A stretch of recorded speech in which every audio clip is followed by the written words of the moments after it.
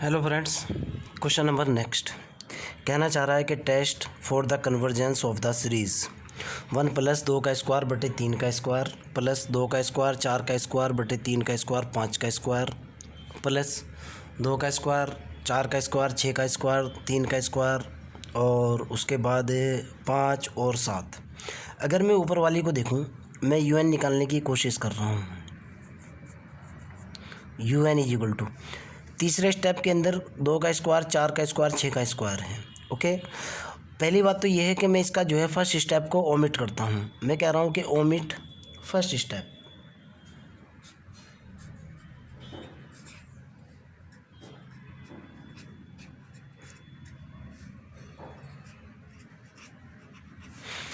किसी भी सीरीज का एक स्टेप 2 स्टेप या 10 स्टेप ख़त्म करने से उनको नेगलेक्ट करने से भी सीरीज़ की कन्वर्जेंसी और डाइवर्जेंसी के ऊपर कोई इफ़ेक्ट नहीं होता। अगर आप 1000 स्टेप ख़त्म करने के बाद सीरीज़ की कन्वर्जेंसी चेक करोगे तो अगर वो कन्वर्ज होना होगी तो कन्वर्ज ही होगी और अगर डाइवर्ज होना होगी तो डाइवर्ज ही होगी। स्टेप ख़त्म करने से कोई फ़र्क नहीं पड़ता सीरीज़ के ऊपर। ओके, एक बात और भी है बेटा, इस चैनल के ऊपर फ्री ऑफ कॉस्ट कुछ भी नहीं है। अगर आपको चैनल देखना है, लेक्चर सीरीज़ देखनी है, आपको पेमेंट करना ही होगा, अदरवाइज़ मेरे चैनल पे मत आइए यार। और एक बात और भी है भाई, RQ फिजिक्स के नाम से प्ले स्टोर के ऊपर एक एप्लीकेशन है, आप चाहो तो उसको इंस्टॉल कर सकते हो। देखो बेटा, आप ये तो मैंने ख़त्म कर दिया। पहला स्टेप ये, दूसरा स्टेप ये, तीसरा स्टेप ये। तीसरे स्टेप के अंदर जो है ना 2 का स्क्वायर 4 का स्क्वायर 6 का स्क्वायर है, यानी तीसरे स्टेप के ऊपर तीसरे स्टेप के अंदर ऊपर 3 स्टेप लिखे हुए हैं। तो जाहिर सी बात है चौथे स्टेप के अंदर ऊपर 4 होंगे, 5वें स्टेप के ऊपर 5 होंगे, 6ठे स्टेप के ऊपर 6 होंगे, एनवे में कितने होंगे? n होंगे ना। ये 2 का स्क्वायर है, 4 का स्क्वायर है, 6 का स्क्वायर है, जाहिर सी बात है 2n का स्क्वायर आ जाएगा एनवे स्टेप के अंदर।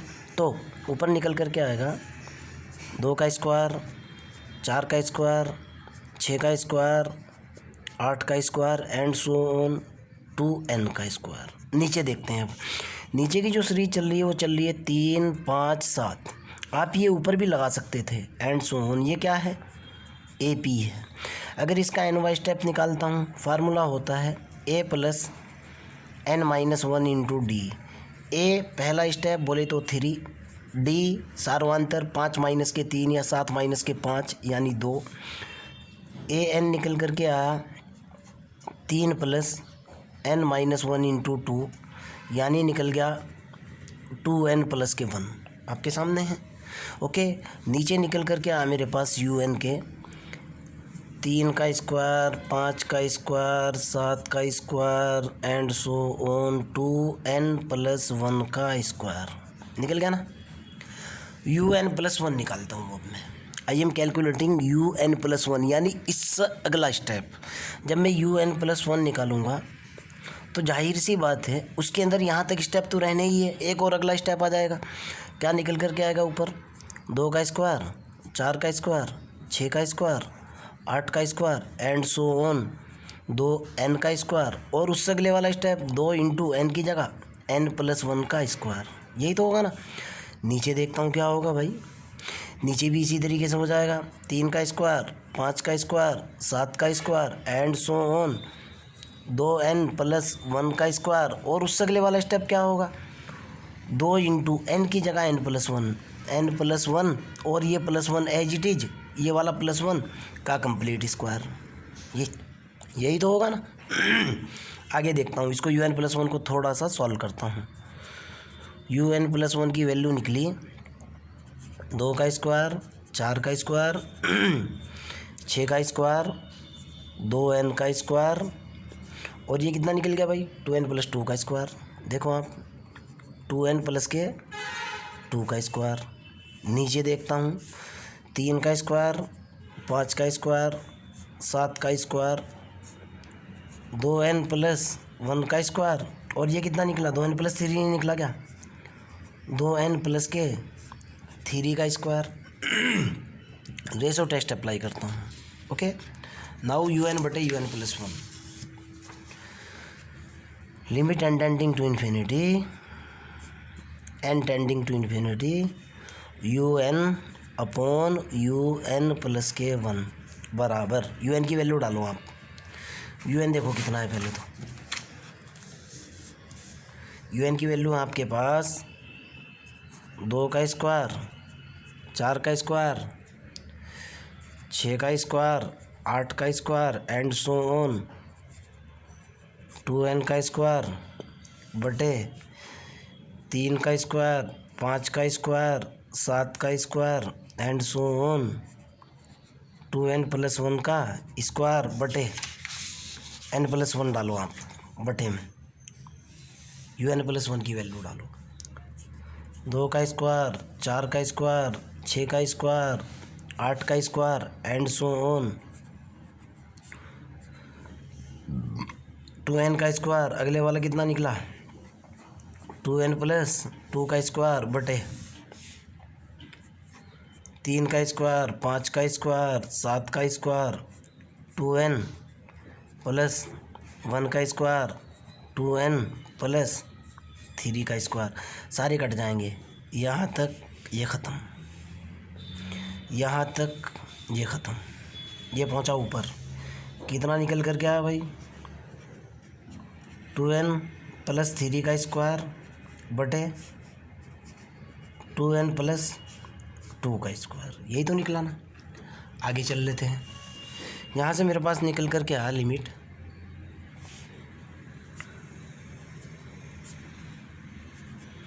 n tending to infinity un बटे un+1 की वैल्यू निकली। ऊपर से 2n स्क्वायर कॉमन ले लो। 2n स्क्वायर कॉमन ले लिया, कितना बचा? 1+3 बटे 2n का स्क्वायर बटे 2n स्क्वायर। यहाँ से कॉमन ले लो, कितना बचा? 1+1/n का स्क्वायर। 2n से 2n ख़त्म। n की वैल्यू इन्फिनिटी डालते ही 0, n की वैल्यू इन्फिनिटी डालते ही 0। कितना निकला? 1/1 बराबर 1। ओके, टेस्ट होता है un बटे un+1 लिमिट के ऊपर। अगर ग्रेटर दैन 1 है तो कन्वर्जेंट है, और अगर un बटे un+1 लेस दैन 1 है तो डाइवर्जेंट है, आपको पता है। और अगर un बटे un+1 = 1 है तो क्या हुआ? फेल। जब टेस्ट फेल हो चुका, दूसरे वाला टेस्ट अप्लाई करता हूँ। ओके, 1 आ चुका ना, un बटे un+1 की वैल्यू 1 आ चुकी, टेस्ट फेल। नाउ टेस्ट मेरा क्या हुआ भाई? Test fail.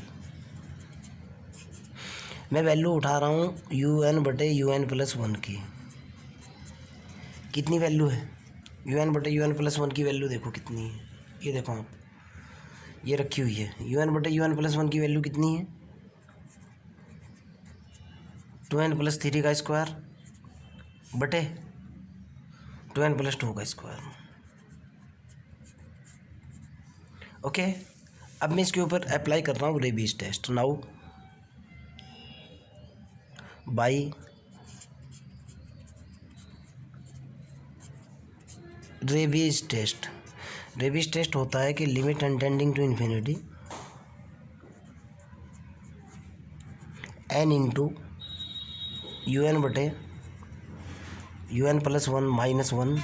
अगर ग्रेटर दैन 1 है तो कन्वर्जेंट है, और अगर un बटे un+1 -1 into n less than 1 है तो डाइवर्जेंट है, और अगर ये क्वांटिटी = 1 है तो टेस्ट फेल है, आपको पता है।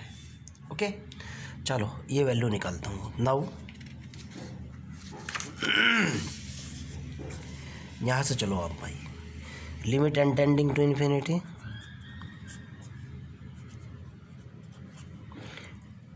n इंटू un बटे un+1 की वैल्यू डालो।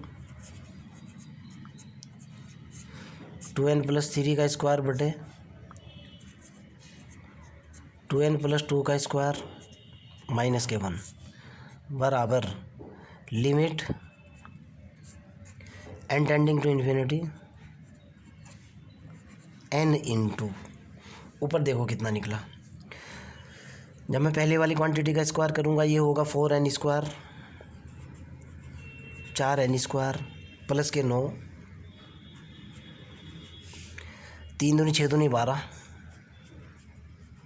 माइनस इसका स्क्वायर करा 4n², डायरेक्ट एलसीएम लेकर के कर रहा हूँ, माइनस इसका स्क्वायर 4,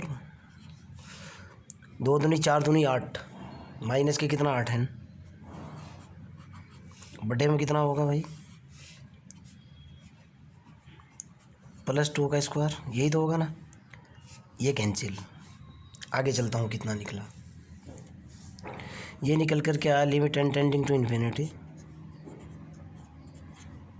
n इंटू ऊपर कितना निकल गया भाई, ऊपर मेरे पास जो निकल कर के आया बेटा ये देखो आप 12n के अंदर से 8n गया, कितना बचा 4n बचा ना, ओके, और ये कितना बचा 5 बटे 2n + 2 का स्क्वायर, ऊपर n की गुणा भी कर दी, ऊपर वाला निकला 4n² प्लस के 5n बटे 2n + 2 का स्क्वायर। ओके, आगे की तरफ चलते हैं, बराबर लिमिट तो चली रही है भाई, कई बार मैं इसको लिखना भी भूल जाता हूँ, लिमिट तो यहाँ भी है, ऊपर है 4n² कॉमन ले लिया, कितना बचा 1 + 5/4n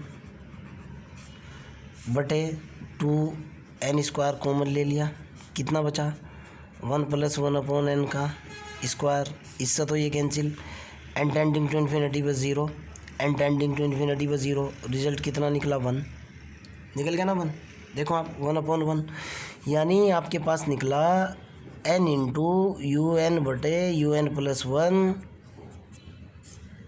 -1 = 1, 1 का मतलब डायरेक्ट लिख रहा हूँ बेटा टेस्ट फेल, अभी बताया था मैंने आपको टेस्ट फेल कैसे हुआ है, ये देखो आप यहाँ जब ये वैल्यू = 1 की थी, जब ये वैल्यू =1 की थी तो रेबीज भी फेल हो चुका, यहाँ देखो डी मॉर्गन बर्टनर टेस्ट लगाता हूँ, नाउ नेक्स्ट टेस्ट लगाता हूँ, अब आप यहाँ से वैल्यू उठा लो पहले un बटे un + 1 -1 की, नाउ मैंने वैल्यू उठाई बेटा n इंटू un बटे un + 1 -1 की वैल्यू उठा ली, जो कि मेरे पास है कितनी, ये देखो आप ये जो चल रही है 4n² प्लस के 5n बटे 2n प्लस के 2 का स्क्वायर। अब मैं लगाऊंगा इसके ऊपर अगला test, now De Morgan test, by De Morgan test, De Morgan test, De Morgan test जो होता है बेटा वो ये होता है n इंटू un बटे un प्लस के 1 -1, ओके, फिर इस सारे में से -1 और फिर यहाँ जो है log n, ओके, ये वैल्यू तो मैंने निकाली रखी है जो ऊपर है, और बाहर होती है limit n tending to infinity. चलो भाई ये तो हुई मेरी limit n tending to infinity, इस सारे की वैल्यू कितनी है, इस सारे की वैल्यू है मेरे पास ऊपर रखी हुई है 4n² प्लस के 5n बटे नीचे कितना है, हल कर लो इसको, 4n² प्लस के 4 प्लस के 8n माइनस के 1 डायरेक्ट इंटू कितना log n, क्लियर है ना। आगे की तरफ चलते हैं, इसको हल करता हूँ भाई मैं, ये निकला 4n² प्लस के 5n माइनस के 4n² माइनस के 4 माइनस के 8n बटे 4n² प्लस के 4 प्लस के 8n, और ये हुआ मेरा log n, और ये हुई मेरी limit n tending to infinity. देखो इसमें से क्या हुआ, ये तो कैंसिल आउट, कैंसिल आउट होने के बाद कितना बचा माइनस के 3n बचा ना, लिमिट तो चल ही रही है, limit n tending to infinity तो चल ही रहा है, माइनस के 3n बचा, देखो आप माइनस के 4 बचा बटे 4n² बचा, 8n बचा प्लस के 4 बचा और log n बचा, बराबर, इसको मैंने लिखा बेटा log n बटे n, नीचे से कॉमन निकाल लूँगा मैं, ध्यान से देखना है, log n बटे n।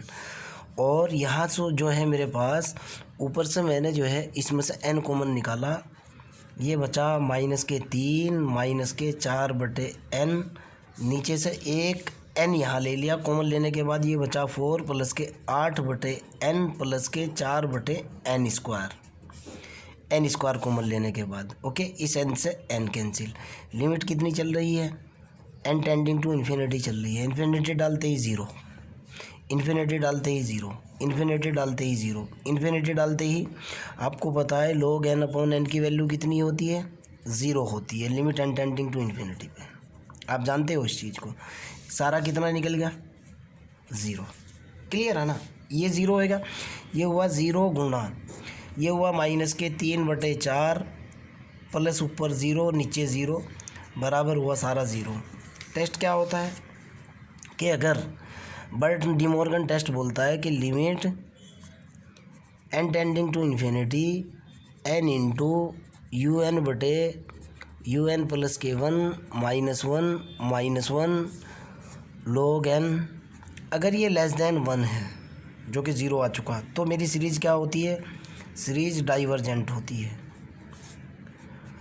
और ये टोटल वैल्यू कितनी निकली? ज़ीरो निकली ना, देखो ना आपके सामने, ज़ीरो तो लेस देन 1 है, तो आप क्या कहोगे? So that